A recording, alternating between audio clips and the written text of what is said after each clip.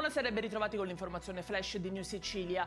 C'è anche Catania, fra le 3 province italiane in cui è stata dimostrata la circolazione del West Nile o febbre della zanzara in vettori e animali. Nell'Interland catanese è stata confermata la positività in un pool di zanzare.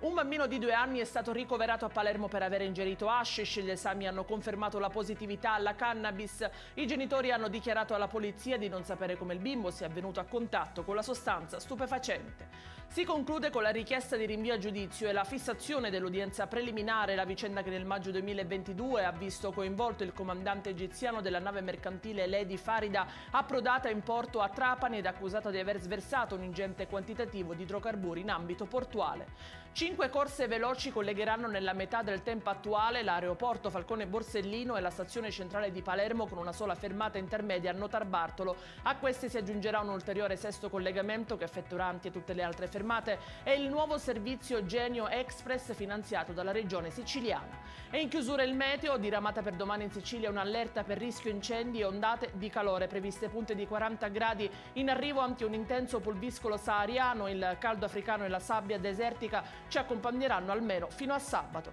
E per questa edizione è tutto, prossimo appuntamento domani, arrivederci e buona serata.